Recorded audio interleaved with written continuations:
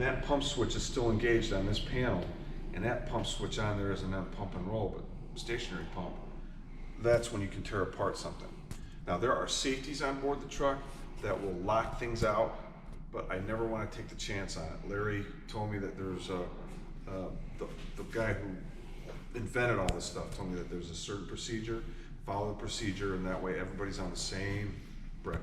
I don't experiment with a truck, I just flat out run it the way he told me to run it. So on that switch, that pump roll switch has got to be up to stationary pump mode. And then when you step out of the truck, you have trucks on idle. When you get out of the truck, you want to make sure the truck's on idle. And then you can switch pump on. So this is a pump switch, it's a dual switch. So when you hit this, you get the fire pump on and the vent opens. You get 2 green lights. From there, you go to tank to pump. So you want to get water down into this pump. And you're switching that toggle switch up. So it's a momentary switch, but once you hit it, you keep your hand on it like that, press it up, it opens the valve. It opens the valve. It is not a detent switch, it is a momentary switch. So you push up on it and that opens the valve electronically. When the valve opens up, now you're getting water to the pump. You can, if you want to, use just tap it and you can get the air out of the pump and it'll help draw water into the pump itself. Once that's so out. I'm sorry, the first toggle switch, do you have to hold it up until you hear something? Like, how do you know?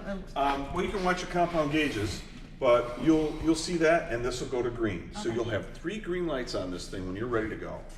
If you don't have a green light here, or if this, it's going to be closed, I don't know if there's an in-between. I've never tested it to see if there's an in-between. But I know momentarily, like anything, when you hold this, the thing's winding. It gets to a certain point, there's a switch that it meets when it's full up, full wide open. That causes this light to turn green. Okay. Where else? So now we've got water into the pump. We want to make sure that we don't get distracted, walk away, start hunting tools. We want to make sure we're pulling, unlocking. So there's lock, that's locked, that's unlocked. When it's unlocked, pull it out. There's a white line right here. That is a recirc tank fill. So you're getting it by those bearings on the pump. So the pump doesn't burn its bearings out. So you always want to make sure this is pulled. No, wait a minute. Although it's labeled tank fill, yep. You want to open that so that you put water in the pump? So you're circulating water. Okay, so now you're talking about circulating the water right. So that the pump doesn't overheat. Right. Okay, let's go back for a minute. Yep. And let's turn off the tank fill. Okay, so. Now, so you put it in and lock it. Now, in that mode, we've opened the water. Yep. We've got water in the pump. So the next step would be to select your hose line and your outlet. You can if you want to. Well, the idea is you want to get water out of the vehicle. Right, but that's not my point. My point is to protect the pump at all times. So no matter what weather you're in, no matter what you're doing, you're pulling this puppy out. Just pull it out to the white line, leave it, lock it. This way, if you shut down a line and you walk away and do something, you're protecting the pump at all times. No matter where you are, idle, whether you're at idle or you're at 1450 RPMs. So I recommend that you always pull this out. On Doc's truck, I don't know if that's the same way. What's that? You're always pulling this when you're at stationary, but your pump's on. No, it depends on what we're doing, but I go to circulate, tank fill and tank to pump when I want to cool my pump, but I don't do it all the time. Right. Darley recommends that it has, according to Larry, recommends that this is always up when you're in pump mode. So that's what I do.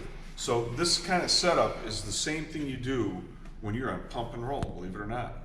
If you're haul ass out of here and there's a fire along the roadway and you can open up that front bumper, this is exactly, you're doing the same thing. Pump, boom, boom. The only thing you're gonna do is the switch in there is gonna go to pump and roll. So I digress. Let's go back to pumping. So now this is a standard pump. It's operated by RPMs. There's nothing fancy about it. It's just a standard 1,000 gallon a minute pump. It'll operate all 3 of these lines plus the front turret. And you can get up there in the front turret, get that thing lit up as a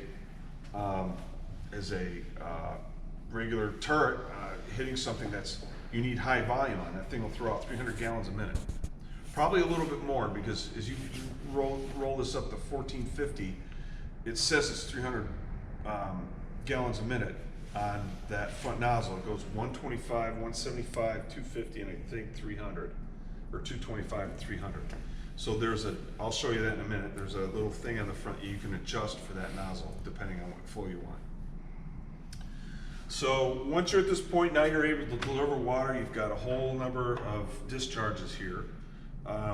So let's run over some of the controls on it. You have your primer, and this is one of those non-oil primers. This is the Trident primer that has an air venturi, and that's what takes the air out of the pump. Does a very good job.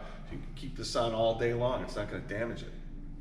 On our old primer pumps that had the oil, you run out of oil, you're jeopardizing the gearing in it, but we don't have to worry about that on these. This is your standard throttle. This just has engine controls, temperatures, whatnot on it. I think we do have some presets and whatnot on it. I have not put any presets on it. You can scroll. This does not come with presets, so I'm wrong on that. So you can scroll up and down on certain things here. But this generally will bring up your RPMs right here. It only goes up to about 1,450 RPMs on the truck, and that's it. You're pumping 1,000 gallons, probably a little bit more than 1,000 gallons. I have not tested it to see if what the flow is out of everything we have lit up, but it does pump. It pumps really well. We had all the hoses out, some of the discharge opened up, and it was really handling it well. And that was sucking it from the pond up the road here. Also using it out of the tank. So you have your standard locking valve handles, and they have 1, 2, 3 cross lays. We have a front bumper turret, and that's it. So let's go down a little bit further. Traditional pump.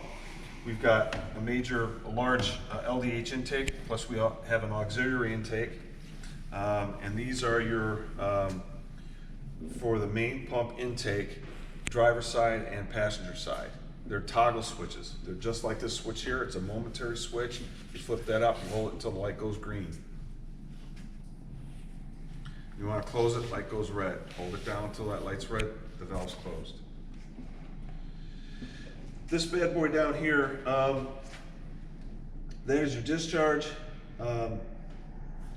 PRV. So when if you get, like, somebody shuts down the hose, this thing's set at 150, you can definitely operate it and bring that up if you want. I'm leaving it at 150 PSI.